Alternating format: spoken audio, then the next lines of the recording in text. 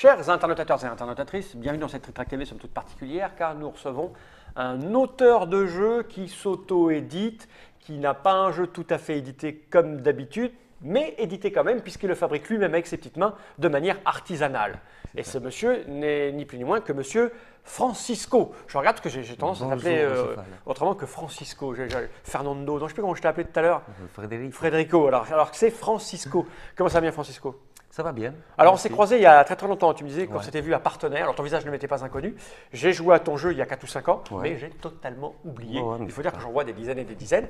Mais quand tu nous as contacté pour nous dire que tu voulais en parler, on a trouvé ça intéressant de voir une autre façon d'envisager le secteur, c'est-à-dire de vouloir absolument être auteur-éditeur, d'en faire son gagne-pain, son métier, mais de commencer pas en investissant des millions pour fabriquer des milliers d'exemplaires. Toi, tu as fabriqué un jeu abstrait et tu le vends à la demande, à façon. Quelqu'un le veut, tu fabriques, tu vas à ta planche, tu scies tout ça, tu fabriques les pions.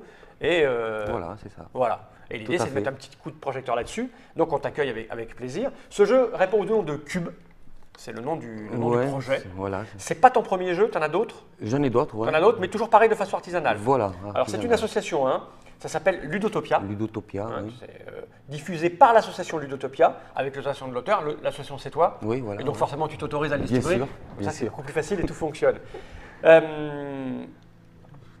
On va évoquer le pourquoi du comment du jeu, hein, mais ce qui est d'abord intéressant, je trouve, c'est la démarche.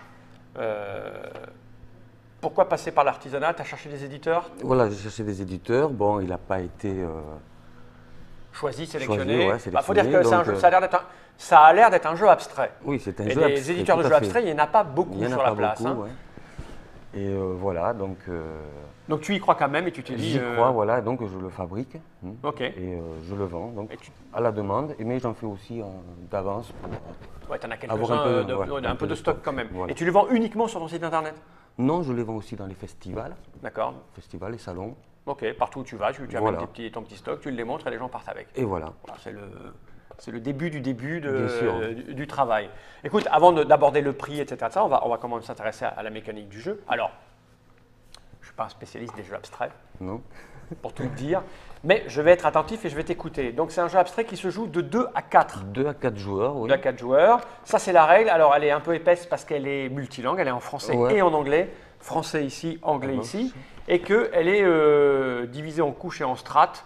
Il y a pour débuter, puis voilà, il y a compliqué, le mode puis expert, compète, championnat du monde, européen, galactique, universel. À chaque fois, on rajoute des éléments qui complexifient la situation, c'est ça? Si j'ai bien capté. Hein. Voilà, donc bon, je montre. Alors, c'est assez austère, hein, tu l'as fait toi-même. Oui, voilà. Forcément, quand un éditeur, quand une maison d'édition édite un jeu, elle a tout un tas de compétences qui entrent en considération, y compris, elle paye des gens pour faire la mise en page. C'est le métier d'être illustrateur et tout. Toi, tu fais avec tes moyens, tu fais tout seul. Voilà, tu as écrit ça, tu l'as mis en page, tu l'imprimes toi-même.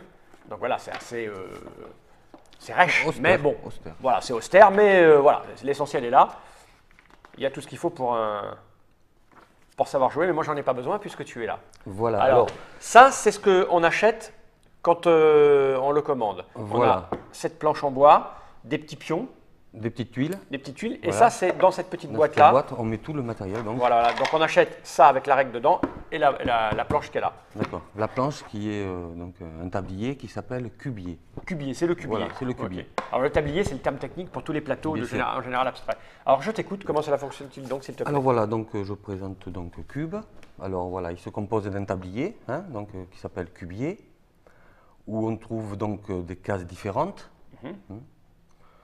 Ensuite, nous avons des pièces, 3 pièces par joueur, de la couleur correspondante. Et nous avons donc des pions cubes aussi, là il y en a d'autres. Dans la partie donc normale, on va utiliser qu'un pion cube. Combien tu dis? Un pion. D'accord. Un pion. Et par exemple, les trois pions noirs s'utilisent quand on joue en mode championnat. D'accord. Voilà, sinon on n'utilise qu'un pion. Ok. Voilà. Donc on va utiliser qu'un pion. Et nous trouvons aussi donc des tuiles. Recto-verso. Recto, c'est la partie orthogonale, et verso, la partie diagonale. J'en chope un, je vais la mettre en caméra déportée. Voilà. Donc en caméra déportée, voici. Je vais zoomer un petit peu dessus. Voilà. Donc ça, c'est un côté. Et quand on le retourne, hop, c'est la diagonale. C'est la diagonale. Voilà. Donc, tu as placé ça d'une certaine manière. Voilà, je l'ai placé comme on doit placer quand on joue à 4. D'accord. Tu fais une explication pour 4 là. Voilà, de 2 à 4. De 2 à 4, ok. En mode normal, c'est-à-dire le mode... Le mode débutant que je suis, débutant ou familial, voilà. Ok. Voilà. Donc, voilà pour le matériel. Alors, le but du jeu, il est simple. C'est qu'il faut amener... Alors, je présente les pièces. Là, il y a 2 prisonniers. C'est les petits. Voilà, c'est les petits, ce sont les prisonniers. Et la grande pièce, c'est un repousseur. C'est une sorte d'arme de défense. D'accord. Voilà. Alors, le but du jeu, c'est d'amener un de ces prisonniers à une de ces portes de sortie. Ok. C'est-à-dire, si j'ai les jaunes, je dois amener un prisonnier soit ici, soit ici. D'accord. Et j'ai gagné la partie. Ok. De 2 à 4. D'accord. On joue à 4, chacun va jouer son coup. Voilà. Et le but, c'est d'amener, moi, si je joue les rouges, ici ou un là. Ou un là, et voilà. Ok. Là, il a gagné la partie. Alors, pour ce faire, bien sûr, il va falloir déplacer les pièces. Ok. Et donc, on va voir ça. Alors, pour déplacer les pièces, nous devons les déplacer de case en case. Alors, attention avec ta main de ne pas cacher ton micro, sinon on ne va pas t'entendre en fait. De case en case. Voilà. Alors, les cases, ce sont toutes ces choses-là. Et là, il y a des petits chemins, c'est ça? Voilà, ce sont qui des nous liaisons. rappellent vers où? Des liaisons. Les liaisons, d'accord. Des liaisons. Alors, dans ce cubier, on voit qu'il y a des liaisons au milieu. D'accord. Ok. Qui sont pour l'esthétique, parce qu'on va savoir pourquoi. Donc, je passe de case en case, de case de couleur en couleur, je passe donc en suivant les liaisons. Ok. On voit qu'il y a une liaison extérieure pour pouvoir entrer directement dans ce qu'on va appeler le cube, c'est la partie où on tourne les tuiles. Donc, on doit traverser le cube pour arriver à ces portes. Alors, pour le déplacement, donc, on doit tenir compte des liaisons. À l'extérieur du cube. À l'intérieur du cube, ça se passe autrement. D'accord. Quand on est à l'intérieur du cube, on doit tenir compte de la case où on est posé. Ok. C'est-à-dire, si je suis sur une case où l'orthogonale est visible, je dois me déplacer orthogonalement. D'accord, je suis le trait en fait. Voilà, on suit le trait. Mais la case arrivée n'est pas nécessairement positionnée pareil. On peut passer même si la case le trait nous y amène, donc c'est logique. Voilà, Pour le moment, tout est évident. Voilà. Donc, quand on est sur une case diagonale, on va diagonale. On va de diagonale, c'est simple. Jusque-là, c'est très clair. C'est très clair. Donc, on tient compte de la case où on est posé. Ok. La case arrivée n'a pas d'importance. Par contre, pour sortir du cube et pour y rentrer, là, il faut tenir compte des liaisons des deux côtés. C'est-à-dire que si je suis là ou là, je ne peux pas passer comme ça. Parce que la liaison n'est pas. Il faudrait qu'elle soit en diagonale. D'accord. D'accord? Jusque-là, ça va. D'accord. C'est pour rentrer dans le cube. Pour rentrer ou sortir du cube, automatiquement, il faut que ce soit en diagonale. Il faut que ça soit relié, que ça corresponde. Donc là, on peut le relier. Par contre, là, hop, on ne peut pas rentrer ni sortir. Voilà.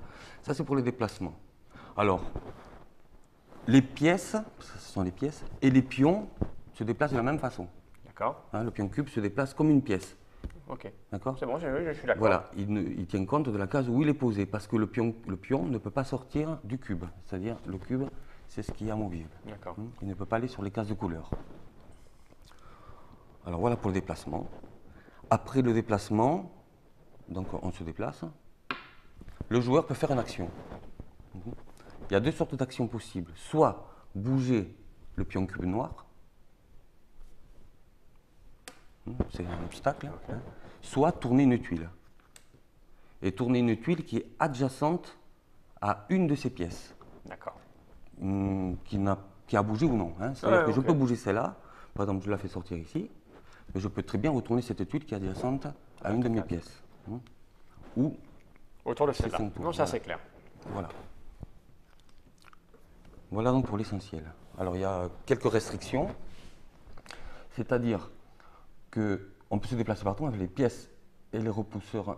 On va voir ce que... Oui, parce que le repousseur, il a un nom un peu particulier. Voilà, donc à un moment donné, il doit repousser quelque chose. Je ne sais pas quoi, mais il n'a pas de bras, mais il va les utiliser. Voilà. Voilà.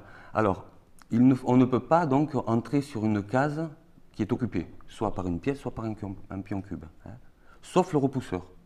Le repousseur, lui, il peut arriver sur une case adverse, admettons,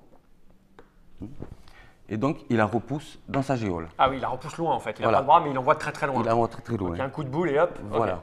il a le droit de repousser d'autres repousseurs. Il peut repousser toutes les pièces. Il ne peut pas repousser le pion cube. Le pion cube est neutre. D'accord. Tout le monde peut s'en servir du pion cube. Ok, c'est juste un obstacle pour empêcher les gens de... Voilà.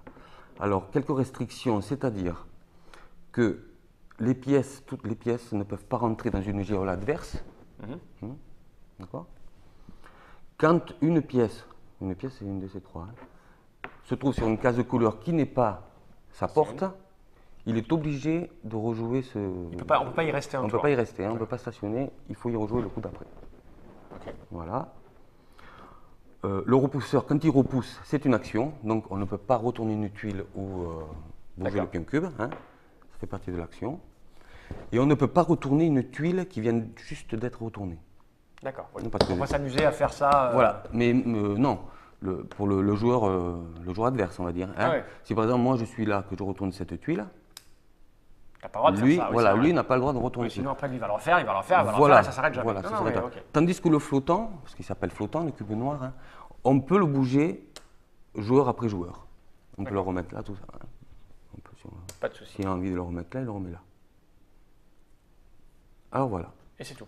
Et c'est tout. Et le premier joueur qui fait rentrer une de ces pièces dans sa couleur en face, il est déclaré vainqueur. Là ou là. Qu'on soit à 2, 3 ou 4. 3 ou 4, voilà. Sauf qu'à 4, ça doit foutre le bordel au milieu, parce que ça bouge sans arrêt, et tu as intérêt à un peu plus réfléchir que... Voilà, ouais, il y a plusieurs réflexions. Un peu plus chaos qu'à 2. Voilà. Et encore, on n'utilise qu'un pion cube dans ce mode. Ok. Parce que après, il y a plus de chaos. Et alors après, pour les trucs un peu plus sophistiqués, c'est juste rajouter des pions supplémentaires. Alors quand on joue en mode championnat, ça se joue en plusieurs phases. C'est-à-dire si on joue à 4, si on commence à 4, par exemple. Le premier qui sort son prisonnier se retire et les autres continuent à jouer. D'accord. C'est le dernier qui reste, qui a perdu, qui est éliminé, et les autres reprennent leur couleur et rejouent troisièmement jusqu'à la finale. D'accord. Par contre, quand j'amène, par exemple, si c'est moi qui amène le pion, la pièce, je rajoute un flottant élément pour empêcher encore plus les gens sur une des 4 cases qui soit libre, et je retire du jeu mes 2 joueurs. D'accord. Tandis que celui-là, il reste. Il reste toujours un obstacle. D'accord. Et ainsi de suite. Si on est 4, voilà. Oui, il y aura les 3 jusqu'au dernier. Et alors les pions de couleur là, c'est pour... Alors ça, c'est pour le mode expert. La règle expert, c'est-à-dire que dans la règle expert, il faut amener 2 prisonniers. D'accord, c'est plus long quoi. C'est plus long.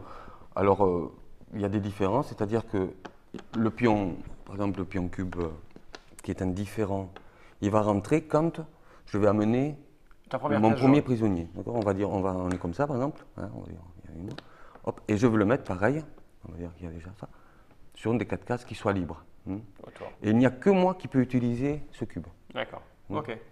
Comme le rouge, il utilisera le rouge. Ok, bah c'est clair. Voilà, c'est clair.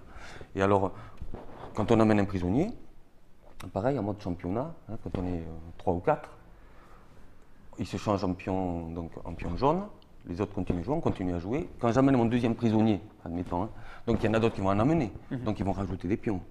Si lui il amène un prisonnier là, il va rajouter un pion là. Bien sûr, on va les bouger, on va les bouger. Quand on amène le second prisonnier, on peut rajouter le pion noir donc après. D'accord. C'est pas comme dans le monde normal. Ah ok.